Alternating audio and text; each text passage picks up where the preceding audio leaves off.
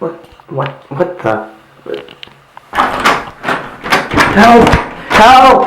Someone help!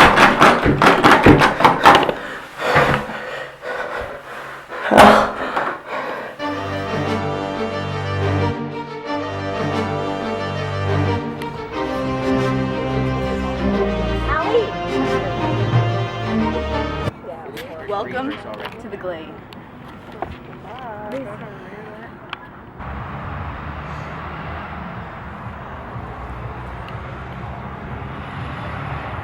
He's all yours. What is this place? This, my friend, is the Glade. Everything around here runs on order.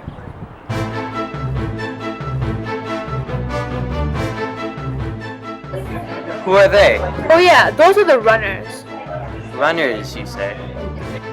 You see, our purpose here in the Glade is to find the way out, but we're surrounded by a maze. The runners are our only hope, running through the maze day in and day out, trying to solve it and find us a way out.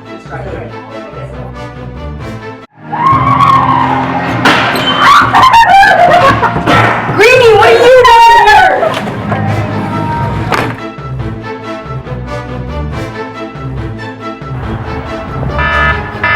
There hasn't been a run. What on earth?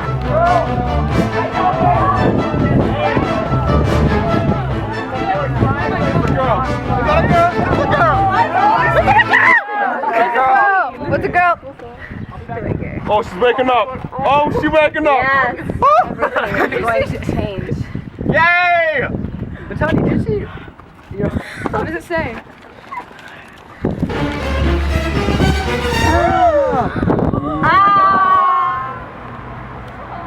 Thomas, it's me, Teresa. I can speak to you telepathically.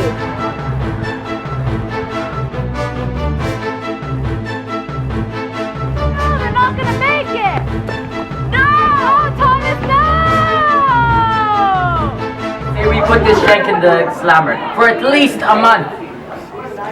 What do you think, Minho? I like the shank to replace me, the keeper of the runners. What is this? Look, Chuck, I'll get us home. I promise. That clunkhead was right. Things are changing. Hey, Shank! I've seen you before. I'm on to you. First you show up, then the girl shows up. And what next? You act like some hero saving people from the maze. No, I've been through the changing. I've seen you before. Golly, stop! Newt, I know you don't like me. I know you don't believe me. But things are changing, and they're changing fast. Huh? Dude, what are we gonna do? Wait, what's wrong? You know what time is it? It's 9:30, so what? It's almost sundown. The gates haven't closed yet. Everybody in Homestead, now! Hurry!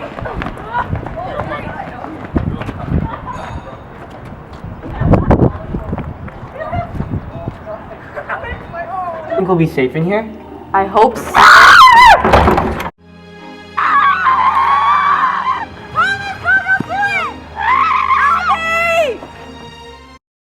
Tonight, we take a stand. Tonight, my fellow Gladers, we will fight back. Tonight, the Grievers will be scared. Yeah! Yeah! That was all. Good evening, everyone, and welcome. Today we have the famous James Dashner from The Maze Runner and the wonderful Teresa.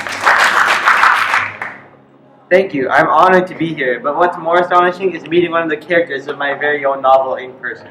I'm sure you are. And how about you, Teresa? How do you feel about coming here? I'm okay with being here and talking to you, Sunil, but I'm really vexed they brought this shank here. But why? Isn't he responsible for all the amazing experiences and relationships that happen in the Glade? That's a nice point of view on things, but from my point of view and every Glader out there that's still alive, he's the reason that we were stuck in a maze for 2 years, away from our families, with no memories of anything except our names. So many people close to us died horrible deaths, which they didn't deserve. I'm not sure who I want to kill more, the creators who took us away from our families and put us in a maze, or the very person who wrote our fate. Perfect. Those are some great points. But that brings up a lot of questions for you, Mr. Dashner. Why did you choose to write the book the way you did? First of all, I apologize for all that you've been through, but it has evidently helped your character and many other characters develop in many different ways, as we can see. Also, this very book was not addressed to little kids who want rainbows and unicorns and an ending where they got married and lived happily ever after. I wouldn't have a problem with that ending. See, the target audience here are mature teens who have lost their innocence and can handle everything in the book without crying to their mommies. No teen wants a unicorn book where they get married in the end and that's it.